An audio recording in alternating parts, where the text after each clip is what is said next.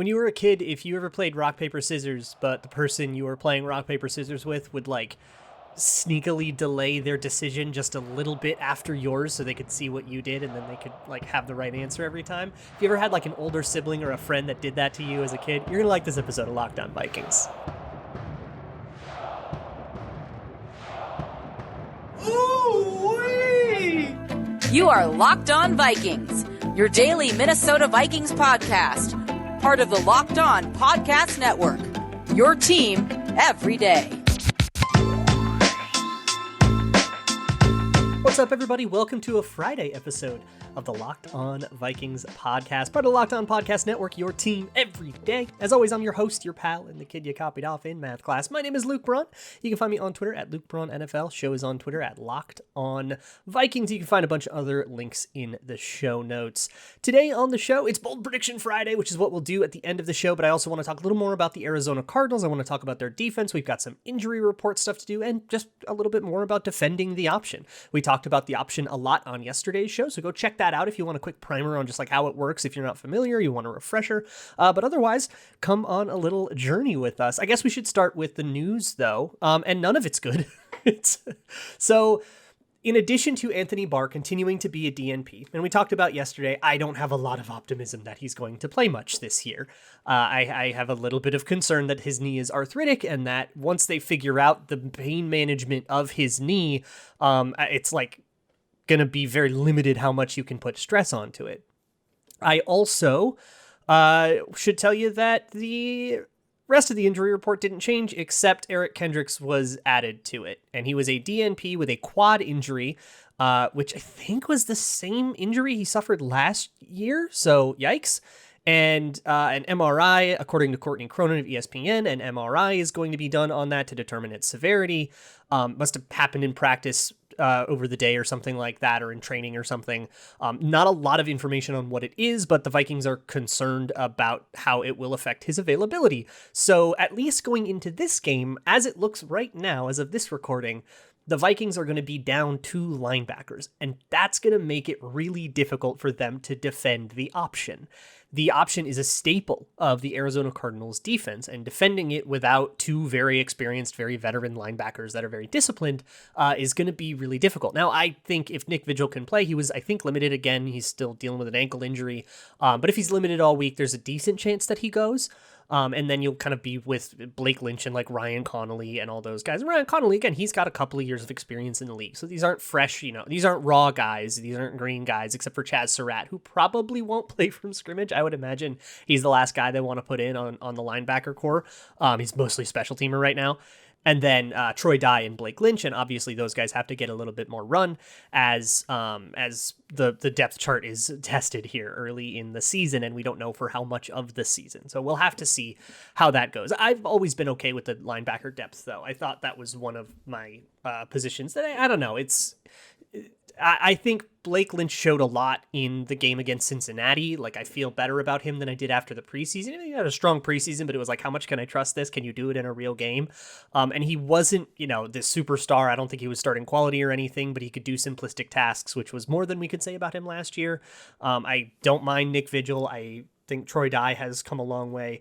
So maybe they'll be all right, but it'll obviously be a hit. And so let's talk about defending the option. So if you missed yesterday's episode, you don't want to go back and watch it or listen to it, you can go. I highly recommend, if you have the choice, doing YouTube, because I pulled out the whiteboard a little bit and did a little bit of drawing, and the visual aid I think helps.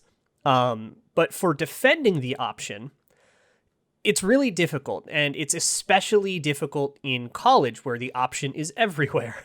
And so this is, a lot of defensive college guys have to kind of come up with ways. And here is, so I'll link it in the show notes. I found a little clinic that was very good, a very good quick explainer of here's how we defend the option, one coach's way of doing it. And I thought it made sense. But basically the key to defending the option is to not let a guy read the play. Somebody's not reading you cannot let your defensive lineman try to guess who has the ball. And the point of the option, if you missed it, quick refresher, is you basically identify a player on the play. A lot of times it's like their superstar guy. It's their Daniil Hunter. And if he goes after the running back, the quarterback keeps it. If he goes after the quarterback hands it off to the running back. And essentially, the defensive lineman has to make his decision before the quarterback makes his decision. So the defensive lineman has to kind of declare, okay, I'm taking the running back, and then that will make the quarterback keep the ball. But you can take advantage of that if you tell the defensive lineman to, or whoever the read is on the play, you tell that guy, all right, if you're getting read on this play, just always go after the quarterback. Because, you don't want it to be a bootleg or an RPO or something like that. If the quarterback can keep it, especially if it's Kyler Murray, ball's way more dangerous in Kyler Murray's hands. Just go after Kyler Murray every single time. And if that means you work yourself out of a run play, that's fine. If we know that's coming, we can handle it. So that's the first step, is to take the reading part out of it and just always get, if the answer needs to be A or B, just always answer B. And then if they go for play A because we answered B, we'll just figure out a plan. If we know play A is coming, we'll figure out a plan to defend that, even if we're down a man doing it. Then you can kind of fit the run play the way you would want to. And I think the cool part is the kind of temporal aspect. If you ever played rock, paper, scissors as a kid, and if you are an older sibling, or if you had an older sibling, or if you just played it with your friends, you always pull that trick where, you would play rock, paper, scissors, and you would kind of go just like a little after your friend or your sibling would. So if they like put down scissors, you would kind of wait just until the very beginning. You could see the 2 fingers of scissors coming out, and then you would do rock. That is kind of the gamesmanship that goes on with these option plays. If you think about it temporally, and just think about it like who's making what decision when, right? The quarterback is making a bunch of decisions before the snap. And let's say the Vikings, the defense, will be disguising a coverage. So those pre-snap decisions are made before the defense has declared what defense that they're in. And with the option and RPOs too, which are in everybody's offense nowadays, the kind of beauty of an RPO is that you can make what's kind of a pre-snap check almost. You can decide between run and pass after the snap. After the defense, the defense can't disguise what their defense is in the middle of the play. Once the play starts, they have to show their hand. And so then you can start once you know that they've showed their hand, and it gets rid of a whole bunch of, pre-snap trickery and all that stuff. If you remember back to the 2017 NFC Championship game, a lot of the coolest things Mike Zimmer did in that 2017 season was disguising the defense, and it didn't matter against all the RPOs that the Eagles ran, and that's part of why that blowout happened. So if you think about, just a moment after the snap, a quarterback makes his decision. And that decision is based off of what the defensive lineman does. So really, a moment after the snap, the defensive lineman makes a decision. Do I go after the QB or the running back? And then the QB makes his decision after that based on what the defensive end did. But who's making their decision next? The linebackers probably, or even go back to the safety. And this is what I think is cool about it. If you need somebody to be making a decision, you can't just say, okay, defensive end, get the quarterback, linebacker, get the running back, slot corner, get the pitch out guy if there's a pitch out guy, and boom, we did it. Because you're taking 2 guys out of the play. If you're asking, if it is to the running back, well, the defensive end and the slot cornerback just went and got the wrong guy, right? So you have to kind of get somebody to read the play in turn. That can be the safety. Because if the safety's coming in, especially the free safety, they're going to be lined up really deep. And usually it makes it hard for them to get involved in the run play. But if they, take forever to get from 20 yards deep or wherever they're lining up to get actually into the play, that also gives the play time to develop. And similarly to how an RPO affects a defense, the safety can wait for the play to declare what it is. Pre-snap, the defensive end does not know if this one's going to the quarterback or the running back. The linebacker doesn't know that either. You don't know where the play is going. But 6 steps into the snap, by the time the safety actually gets there and has to start choosing which direction he goes, we kind of know what the play is. And so the safety can do that. And I think that's a general principle. The clinic that I posted is in 4-2-5, which is basically the base like nickel, 4 defensive linemen, 2 linebackers, 5 defensive backs, which is probably a common look that we'll see the option against. So I figured that was a good one to go with. But, if the personnel changes, the who blocks who changes. But really the principle remains the same. Whoever is getting read, make one decision every single time, and then we will figure it out knowing what the play is now and taking that sort of multiplicity out of the defense. I want to talk about the Arizona defense too, which I have not talked about at all yet. And I want to talk about how I would attack it if I were the Vikings. And of course, we have our bold predictions coming up too. So first, let me tell you about Built Bar. Built Bar is the protein bar that tastes like a candy bar. Comes in 9 delicious flavors: chocolate, peanut butter, chocolate orange, chocolate cherry, all kinds of delicious stuff. Covered in 100% chocolate, like 17 grams of protein in there, only like 4 grams of sugars, 4 grams of carbs. It is delicious. It's even keto friendly if you want to do that. I recommend the sample. The sample box gives you 2 of each of their 9 flavors. They also have some limited edition ones that come around the website every once in a while. So head on over to built.com, just check in, see if you can't get some limited edition good stuff. And when you buy something, whatever you buy there, you can enter promo code LOCKED15 to get 15% off of your order. That's promo code LOCKED15, all one word, to get 15% off of your order at built.com. So let me talk about the defense of Arizona a little bit, because the defense that Arizona has is very, very fast. They have a ton of speed. Their big guys are fast. They're Chandler Joneses and even, J.J. Watt has some athleticism. And I think they run a lot more zone than they run man, which is exploitable in its own way. But really, what I see is a very fast defense. And I went on Locked On Cardinals for their version of the crossover, and they basically asked me, like, what would you do against our defense? And my answer to that was, I want to deny that speed. You've got Isaiah Simmons, you have Budda Baker, you have, again, Chandler Jones, Marcus Golden, and of course, Zaven Collins, a rookie. They've got a lot of speed on that defense, and that is really intimidating to me. And when I watched the Titans-Cardinals game to prepare for this, what I noticed was the Titans had the most success when they were condensed against the Cardinals, when they clumped everything together. When they went, your classic 3 wide, spread everything out, and the Cardinals were able to spread everybody out, everybody on their defense has so much range that it was really difficult to find holes in their zone defense. So what I want to do is max out the amount that those guys have to run to make it so that their range isn't good enough anymore. And the way I would do that is by condensing everything. Now, that doesn't necessarily mean running 3 tight ends, right? Because the Vikings don't have 3 good tight ends, and that's probably not matching to their personnel. In the Cincinnati game, they went 3 wide, 4 wide, a ton. They wanted to go a little bit faster against that. And I think part of that is just, I would rather have D.D. Westbrook on the field than Chris Herndon. And, KJ Osborne versus, Ben Ellefson or Brandon Dillon or whoever. I'd rather have the wide receivers right now. So you can do that, but just bunch them up. And I do think that a little bit more Chris Herndon and get some Ben Ellefson. Mike Zimmer did mention in a presser this week he was going to do something different with the active-inactive this week. So I would imagine you might get Ellefson active, and he's a blocking tight end. So he's going to block. So put in, Chris Herndon, Tyler Conklin, Ellefson, and run 13 personnel there, 3 tight ends, and run it, just jam it. Your range does not matter in a phone booth. And that's what I want to do with this defense. I want to make it a fist fight in a phone booth. I've got a lot of fear of a lot of guys. Budda Baker scares the heck out of me. Zaven Collins looked pretty good in that first game. Obviously Chandler Jones against Rashad Hill is this big thing. Everybody's talking about that. I want to put everything in a phone booth and put everybody together, and I want my guys to be bigger than their guys. And if I bring out all my bigs and they have to bring out their bigs, that means they're taking off superstar rangy players to do that.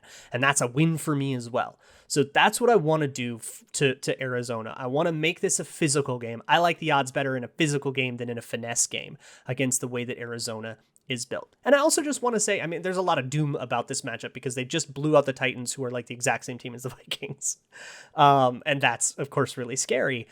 If you watch that game, everything went right for Arizona. And I talked to the Locked On Cardinals guys about this too, and they did not disagree. Every ball that popped up landed in a Cardinals lap instead of a Titans lap, fumble right to a Cardinal. Every 50-50 call went the Cardinals' way. It seemed like just one of those things where every time there's a coin flip in the game, it went for the Cardinals. And to the Cardinals' credit, when that means you blow out a team that made the play, that won their division last year, that means you're probably a pretty good team. But variance is a fickle mistress. So we'll just have to see how it all goes down. I want to make sure we get to the bold predictions, but first let me talk to you about betonline.ag. If you have a bold prediction, you want to make a little bit of cash on it, why don't you lay down some money at BetOnline? BetOnline is your one-stop shop for all things Grambling. You can bet on the Vikings game. The Vikings line has actually moved. I think they are plus 3.5 now. So if you wanted to bet against the Vikings, you get another point. If you wanted to bet on them, you missed a good line. You better get in while the getting's still good. You can bet on that, football, basketball, baseball, Vegas casino games, whatever you want at betonline.ag. And if you ever enter promo code LOCKEDON and LOCKEDON, if you haven't signed up, do that. And then when you make your first deposit, you can enter promo code LOCKEDON. You get a 100% welcome bonus. So whatever you put in for your first deposit, they will match it. That is at betonline.ag, your online sportsbook experts.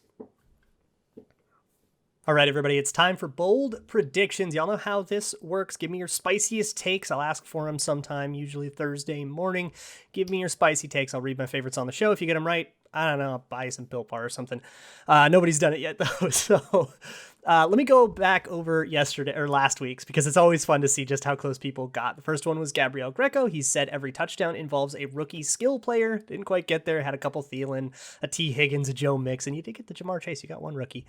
Scholar, whatever, said ISM, more return yards in this game than the Vikings had all last season.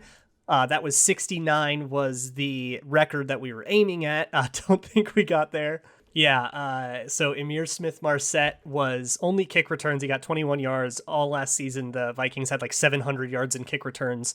They only had 69 yards in punt returns. D.B. Westbrook got 12, so not even in spirit. Dan Shepik said, entire offensive line false start again. Whew, you got that in spirit, didn't you? You got the entire offensive line with a penalty. If all of them had a false start in particular, I would give that to you, but all the false starts were not on the offensive line. There was only one on Brian O'Neill. Everybody else was skill players. So, God, this is the closest anybody's gotten in a while, though. Martin P. said Dalvin Cook has more total yards than the entire Bengals. That obviously didn't get there. Dalvin Cook got pretty much stymied, only 61 yards on the day and 43 through the air. Matthias said pick 6 on the opening drive, then Kirk is lights out. That didn't happen, obviously. The opening drive was its own special kind of disaster. You just weren't creative enough in the kind of disaster that the Vikings produced. You just got to be as creative as they are in inventing new ways to be embarrassing. Kurt with 2 C's said total of 7 touchdowns scored, only 3 from offenses. Didn't get there. Somebody got really close that time. Let's go to the week 2 ones. First one I picked came from Kyle Slaby, who said Kirk Cousins has more rushing yards than Kyler Murray this weekend. A few people said some version of this. I like the simple one that Kyle Slaby said. Yeah, that would be awesome, right? Kirk Cousins can scramble, and they have done like naked boots with him before in like super rare circumstances. So it's not outside the realm of possibility, especially if the Vikings really clamp down and Kyler Murray doesn't get any rushing yards or anything like that, or they, show fronts that take away the option. And they don't do that. Like I could see a world where this happens. Obviously not likely. Unlikely enough to be bold. Riley Osborne Hudson says Wyatt Davis makes an appearance on the offensive line. See, I don't even know if he's going to be active. He was active. I think he was active last week. So maybe. There is a possibility here if the Vikings are angry enough with Ezra Cleveland. He was really, really poor, or angry enough with Rashad Hill to like kick Ezra out or something like that. Maybe they do that. It's very bold. I think you probably have a better chance of just saying you predicted an injury. But hey, with the benching scenario out there too, that's not outside the realm. Riley Swansonson says Dantzler plays a visibly great game on specials, recovering a muffed punt and making multiple tackles, effectively putting him back in Zimmer's good graces. I like that one. I just am partial to Cameron Dantzler. So this is Dantzler, I think, is going to be active in this one. He was, of course, a scratch in the Cincinnati game, which is very interesting. He just kind of lost his spot. And Andre Patterson even said, it's kind of about not really being good on special teams. And Harrison Hand and Chris Boyd better on special teams, so they're the guys that get to dress. If you're going to be a backup, you've got to contribute somewhere. You can't put on the pads and then never get in the game, except for backup quarterback and O-line and certain positions like that. But even the backup O-line gets in at field goal units and stuff. So yeah, that's the deal with Cameron Dantzler. But Harrison Hand has been hurt. He got hurt in that game and he's been DNP all week. So maybe Dantzler gets in, and maybe he has a good game on special teams. Maybe he's just a gamer. David Balashk says Vikings O-line has 0 penalties and allows 0 sacks. Obviously, that is bold because we saw what they all did. And I like how he said 0 pressures. It is totally plausible to have a 0 sack game. Kirk Cousins has had 0 sack games before. Get the ball out quickly. If they have really exotic blitzes and stuff, you have blitz counters. That's totally possible. Have a little discipline. Again, very bold, but I could see I see what the scenario looks like where it happens, and that's my favorite kind. John Knox says 2 returns of some kind for touchdowns that will determine the winning team. I would have liked this one better if you were like, but the other team wins, because that's the chaotic way that the Vikings like to operate. But yeah, 2 returns of touchdown for some kind. Unfortunately, I don't think the Vikings are likely to be on the right side of that transaction. But if the winning team gets 2 return touchdowns, I give it to you. Christopher Allen says Hunter is put in as a running back in a goal line situation and gets the handoff and scores it and then does it again on the 2-point conversion. I don't need the 2-point conversion to give this to you. If Hunter gets in a run play and carries the ball in for a score, I'll give it to you. Honestly, if he blocks and he lead blocks and they go in for a score, I'll give that to you. Here's the thing. If the Vikings wanted to put an offensive player or a defensive player on the offense, it would be Michael Pierce, who played running back in high school, which is hilarious to imagine. But also as like a lead blocker, he's just bigger and stuff. So that's what I would do. But the Cardinals have that on tape. They actually had Lecky Fotu and JJ Watt line up as lead blockers in a goal line situation. And then they bootlegged away from that. They just did a naked bootleg away from the strong side of the play, which had those 2 guys. So it was all just a ruse, which is just evil, like Jesus Cliff. So it's on tape, and maybe the Vikings steal something like that. I don't know. It could happen. I can't wait for this. I don't really like to do score predictions of the game. I bet Cardinals -4 when that was there, just because I'm not feeling it, and I'm afraid of the Cardinals just like everybody else is. But I mean, there is a way to do it if you defend the option with discipline. I think if you can get the run game going and be really physical and remove their speed advantage, put the game in a context where you have the advantage, I think there's a way to do that. But hey, we'll see. We'll pick up the pieces on the other side no matter what happens. Make sure you check out the Locked On Bets podcast. You can get your gambles straight. Don't listen to my gambling advice. I suck at it. So go over there and listen to your boy Q and Lee Sterling stitch you all up. I will see you all on the other side. See you all next week. And as always, Skull.